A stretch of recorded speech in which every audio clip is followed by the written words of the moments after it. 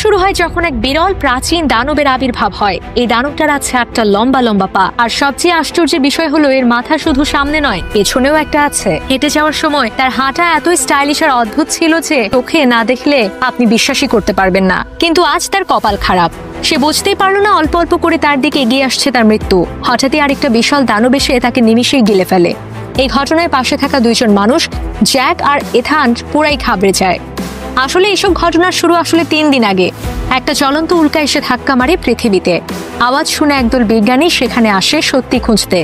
তাদের মধ্যে ছিল ডক্টর স্যাম আর ডক্টর অ্যালেক্স। তারা দেখে উল্কা থেকে একটা অদ্ভুত তরল পদার্থ বের হয়েছে। সেটা সংগ্রহ করে তারা ল্যাবে নিয়ে যায় গবেষণার জন্য।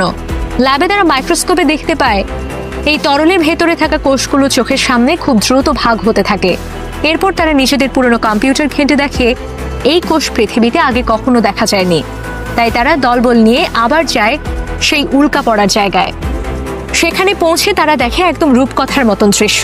সবাই তাকিয়ে থাকে হাঁ করে। হঠাৎই মাটির ধোঁয়ার ভেতর থেকে বের হতে থাকে অনেকগুলো কিলবিল করা পোকা।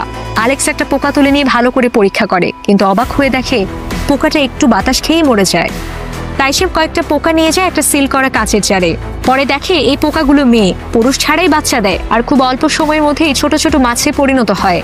জ্ঞানীরা বুঝে যায় বিষয়টা খুবই সিরিয়াস। স্যাম আর অ্যালেক্স তাড়াতাড়ি একটি পুরনো ট্রাক্টর নিয়ে আবার যায় সেই উল্কা জায়গায়, কিন্তু গিয়ে দেখে সেই জায়গাটা এখন সেনাবাহিনীর দখলে।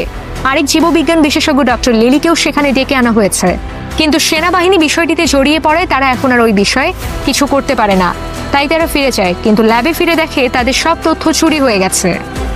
এদিকে এক রাতে এক বয়স্ক যুবক মিস্টার জন নদীর ধারে কাপড় ধুচ্ছিল। হঠাৎ এক সুন্দরী মেয়ে এমা এসে তাকে ডাক দেয়, আর সেই সময় পানির নিচে কিছু একটা নড়ে ওঠে। হঠাৎ করে জন এতটাই ভয় পায় যে প্রায় অজ্ঞান হয়ে যাচ্ছিল। প্রাণ বাঁচাতে সে দৌড়াতে থাকে, কিন্তু এক দানব তাকে নদীর পানিতে টেনে নিয়ে যায়। পরদিন পুলিশ এসে নদীর ধারে সেই দানবের মরদেহ খুঁজে পায়, কিন্তু আশ্চর্য, পরীক্ষা করে দেখা যায় দানবটা নাকি বাতাসে দমবন্ধ হয়ে মারা গেছে। এদিকে বিজ্ঞানী জ্যাক কিছু একটা বোঝার চেষ্টা করছিল, আর তখনই এক মধ্যবয়সী মহিলা সারার বাসায় একটা দেখতে অদ্ভুত প্রাণী বেরিয়ে আসে। সারা প্রাণীটাকে দেখে খুব খুশি হয়, কিন্তু তার দুই বান্ধবী মিয়া আর সোফিয়া হতভম্ব হয়ে যায়। সারা তার হাত বাড়িয়ে দেয় আলিঙ্গনের জন্য, কিন্তু হঠাৎই সেই প্রাণী জিভ বের করে তার হাত চেপে ধরে আর অদ্ভুত আচরণ শুরু করে। তখনই সোফিয়া বন্দুক বের করে গুলি চালায়। পরের মুহূর্তে প্রাণীটা মরে যায় আর মাটিতে লুটিয়ে পড়ে। এরপর একদল মানুষ এসে ঘটনাস্থল পরিদর্শন করে। তখন এক তরুণ লিয়াম ছুটে এসে জানায় সে বাসার বাইরে ওই রকম অনেক প্রাণী দেখেছে। সবাই তাকে অনুসরণ করে পাহাড়ের চূড়ায় ওঠে, আর সেখানে গিয়ে তারা চমকে যায়। পুরো উপত্যকা জুড়ে পড়ে আছে হাজার হাজার ডাইনোসরের মৃতদেহ।